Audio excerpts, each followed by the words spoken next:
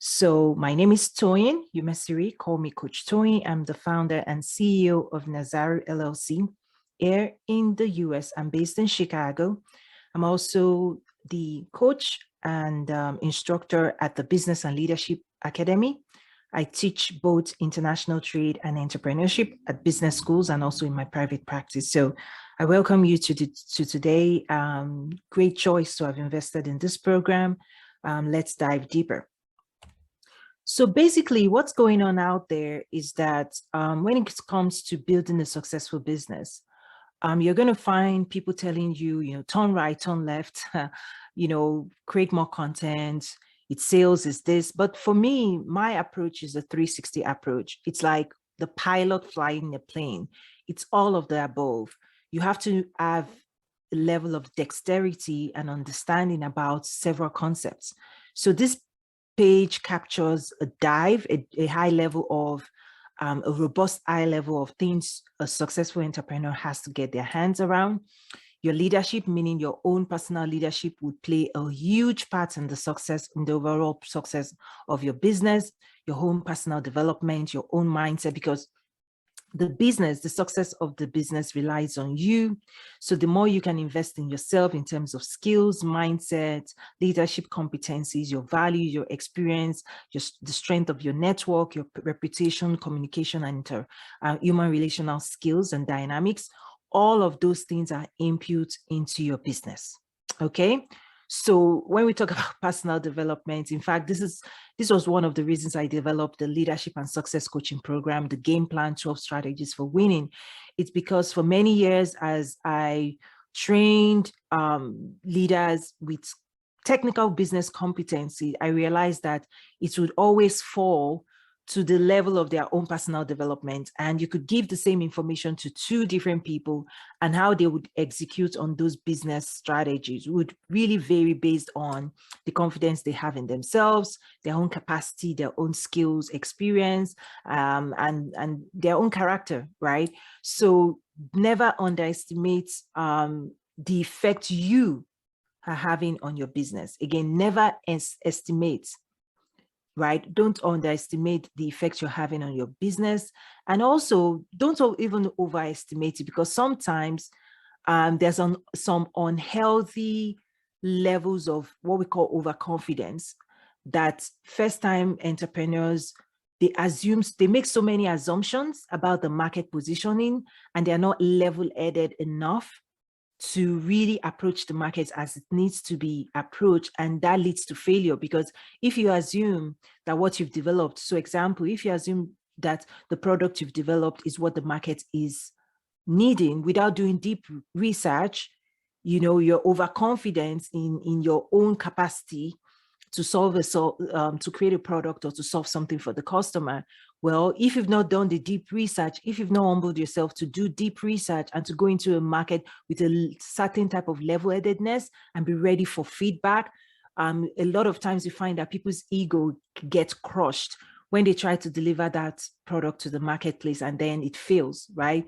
And then they feel a personal sense of failure, when really what failed is lack of market intelligence, lack of testing the product. So be aware of that in terms of your own personal leadership of yourself, of your team, of the market, of your customers. That's probably it is the most important thing if you're running a business, actually. The other thing that many people resist is this idea of branding and messaging and being crystal clear. That this is so important. In fact, it lays a solid foundation in terms of believability of customers in your message. Why should they pay attention, particularly if you're in a space where they have options, right? So your message, your branding, this is something that is so important. Unfortunately, many people still question today, like, I mean, even about a week or 2 weeks ago, someone was still asking me, why do I need a brand? Why do I need to brand? Right? It's like, this is too important to ignore. And I'll share more in subsequent slides as well.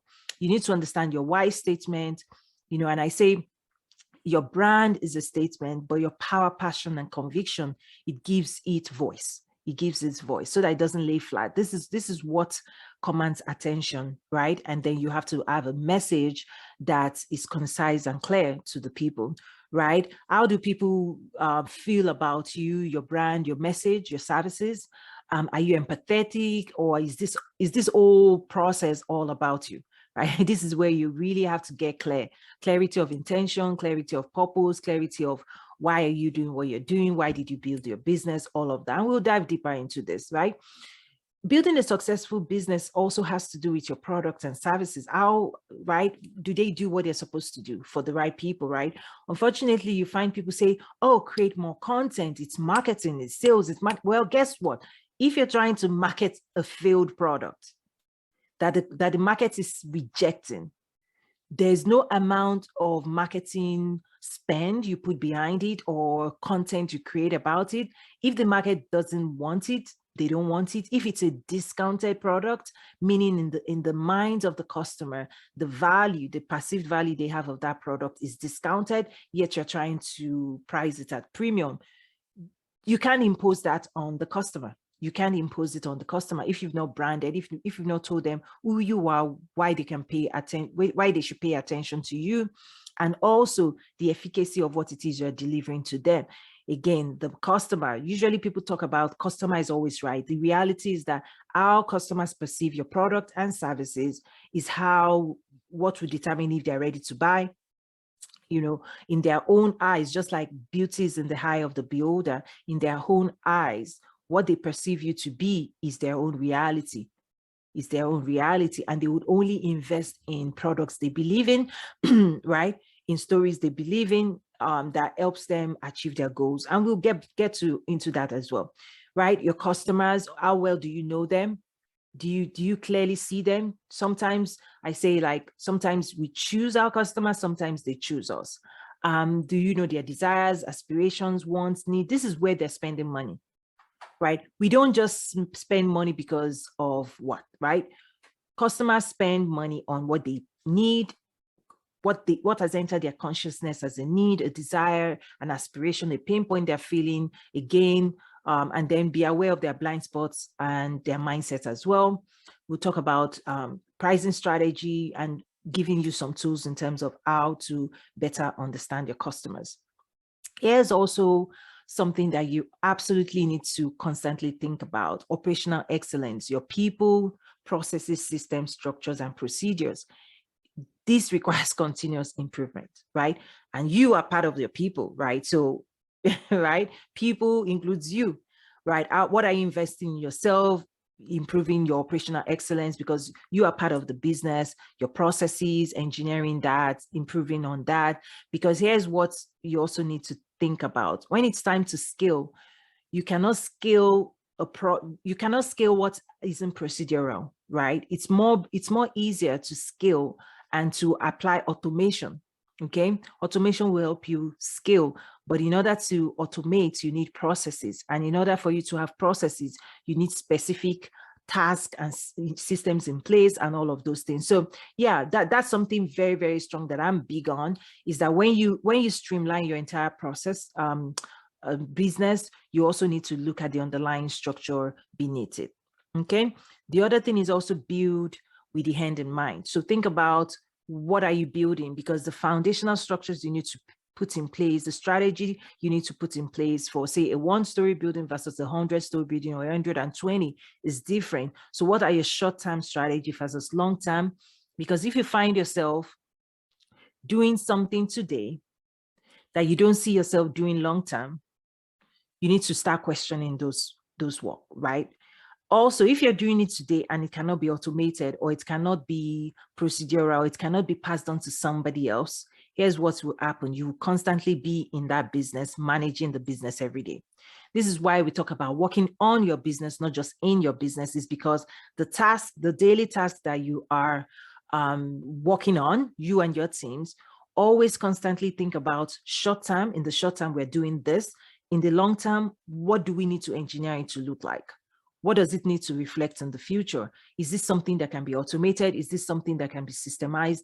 Is this something that we can outsource? Just start thinking through that as well. Also, market intelligence. How well do you know the market in which you're operating in, right? how aware are you of the consumer behavior in that market, the demands of the market, the shifts in the market? This is important, right? When you want to build a successful business, you cannot build in isolation of a market. You need to be aware of other people doing what you're doing, or the opportunities, the gaps that are yet to be filled. You need to be thinking not just about your internal operations, beyond just your short and long-term strategy in terms of where you want to go, but you need to also be aware of the market intelligence. How is the industry shifting? Who are the players in the industry? And then what position do you want to be in that industry as well? Okay.